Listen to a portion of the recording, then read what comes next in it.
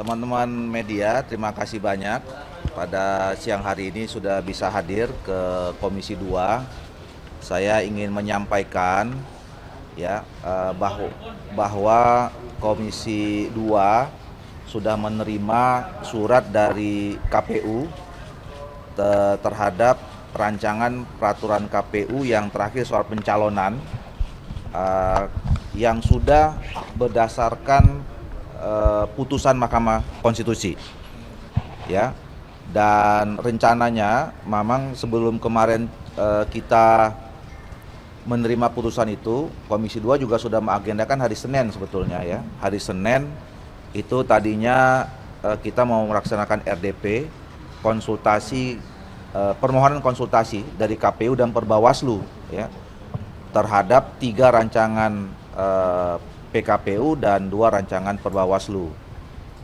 Tetapi karena kita melihat putusan dari Mahkamah Konstitusi dan situasi yang berkembang dalam beberapa hari ini, tentu kita harus merespons putusan Mahkamah Konstitusi itu.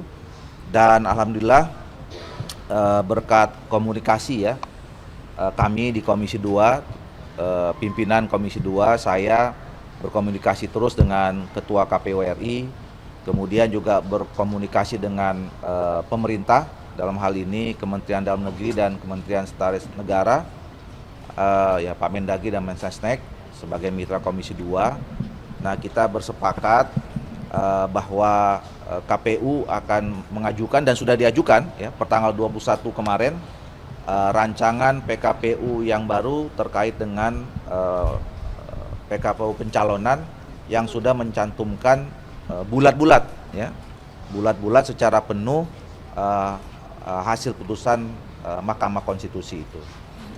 Nah, tinggal masalah teknis, ya.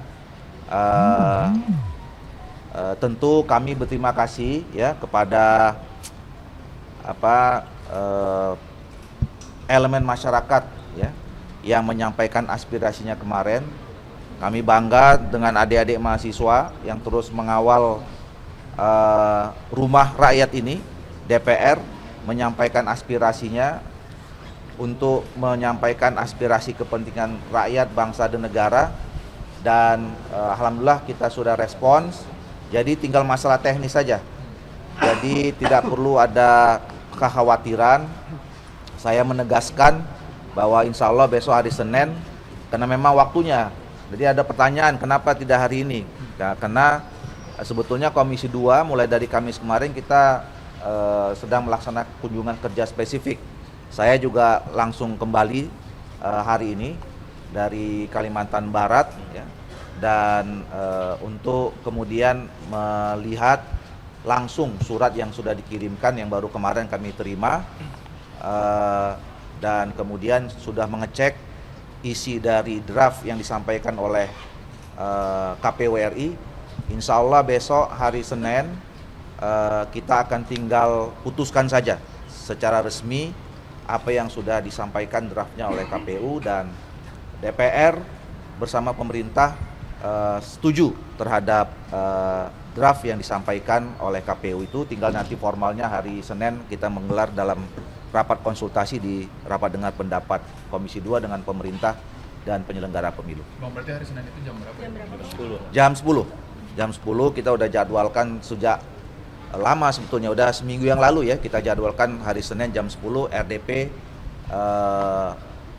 konsultasi yang dimohonkan oleh KPU dan Bawaslu pada DPR dan pemerintah. Tadi kan disampaikan kalau itu memuat secara bulat-bulat putusan MK. Berarti tidak ada muatan terkait putusan Mahkamah Agung, ya Pak Bang, soal yang usia 37. Ya, pokoknya intinya adalah bahwa draft yang disampaikan oleh teman-teman KPU itu merujuk pada putusan terakhir, ya. KPU kan dia institusi yang tugasnya adalah melaksanakan undang-undang, ya. Mana undang-undang yang berlaku, itulah yang menjadi rujukan terhadap semua peraturan teknis yang dibuat oleh KPU maupun Bawaslu. Nah, karena berkaitan dengan soal pencalonan ini kita mempunyai putusan terakhir dari Mahkamah Konstitusi, maka itu yang menjadi rujukan dan memang tugasnya KPU itulah melaksanakan undang-undang. Bang, ini terkait Mas Kaisang kan membuat surat keterangan ke Penjaksel terkait belum pernah dipidana dan itu ada juga untuk maju ke pilkada. Gimana Bang tanggapannya dari itu? Gimana? Mas Kaisang membuat surat keterangan belum pernah dipidana untuk ada juga untuk maju ke pilkada. Sementara kan kalau kemarin keputusan MK kan 30 tahun pada saat penetapan atau pendaftaran. Sementara kalau 30 tahun pada saat pelantikan itu Mas Kaisang baru 30 tahun. Iya, saya kira kan dengan adanya putusan Mahkamah Konstitusi, ya artinya kita sudah tahu peraturan perundangan mana yang dipergunakan dan saya kira KPU juga termasuk seluruhnya penyelenggara pemilu, ya mereka membuat peraturan turunannya berdasarkan undang-undang yang berlaku itu dan itu berlaku buat siapa saja, ya berlaku buat siapa saja yang punya keinginan, yang punya niat untuk menjadi calon kepala daerah, semuanya tentu akan mengikuti semua peraturan perundangan yang sudah ditetapkan baik oleh undang-undang yang terakhir berdasarkan putusan Mahkamah Konstitusi, nanti setelah dan kemudian berdasarkan peraturan KPU yang nanti sudah insya Allah kita tetapkan hari Senin. Bang, atas putusan penundaan dari undang-undang revisi undang-undang pilkada ini dari posisi Kim sendiri solid satu suara bahwa menerima penundaan ini atau ada beda pandangan sebetulnya di Kim, Bang? Kami partai-partai politik yang berada di dalam koalisi Indonesia Maju adalah partai-partai politik yang memahami ya bahwa Indonesia ini adalah negara hukum.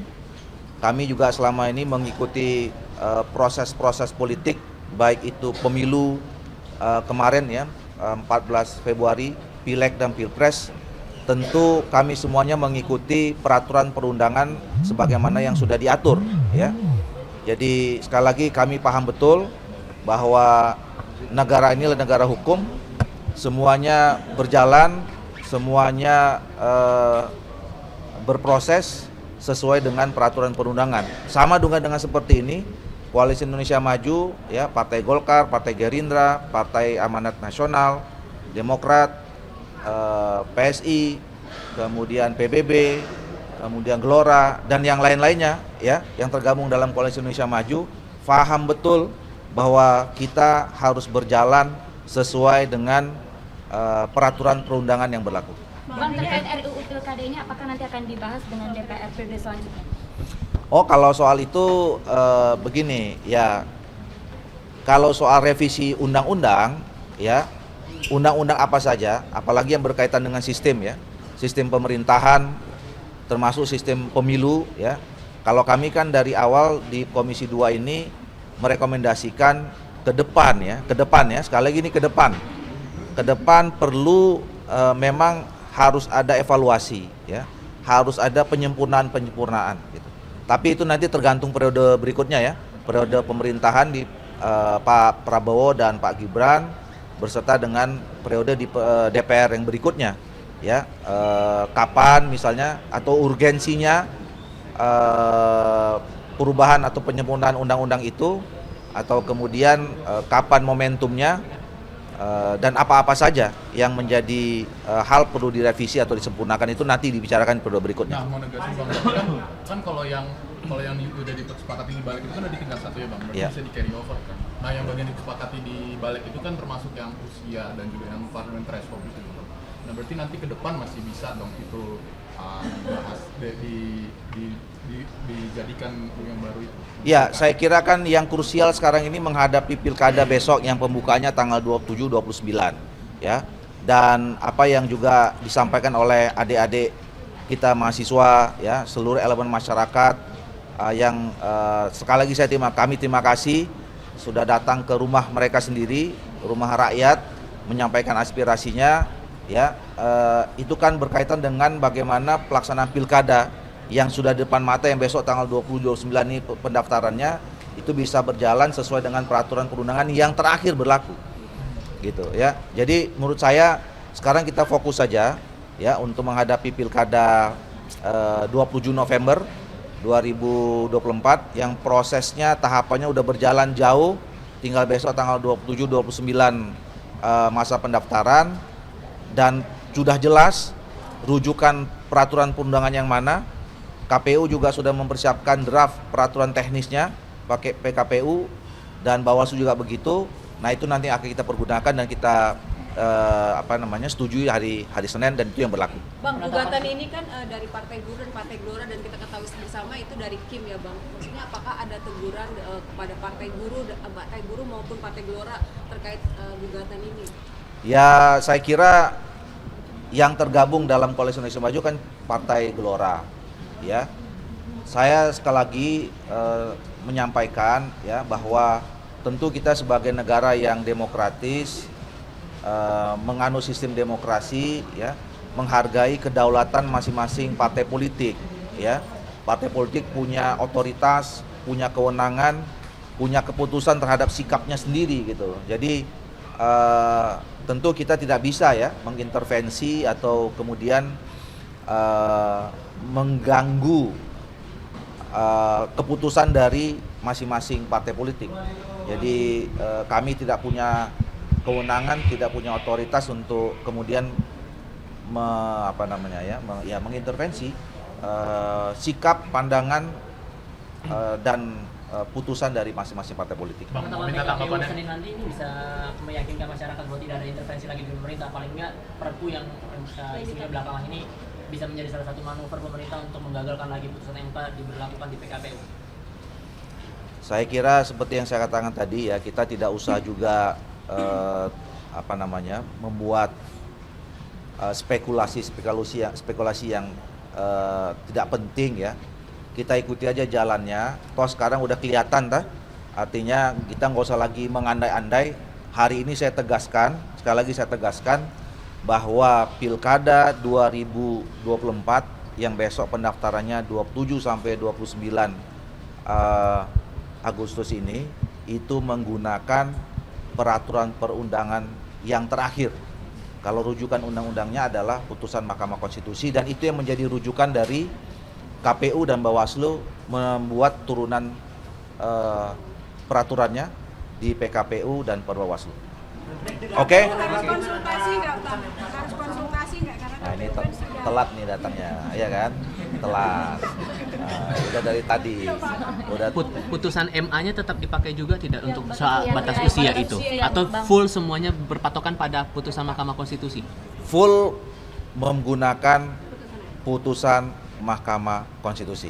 Oke? Hari Senin konsultasinya. Yang telat.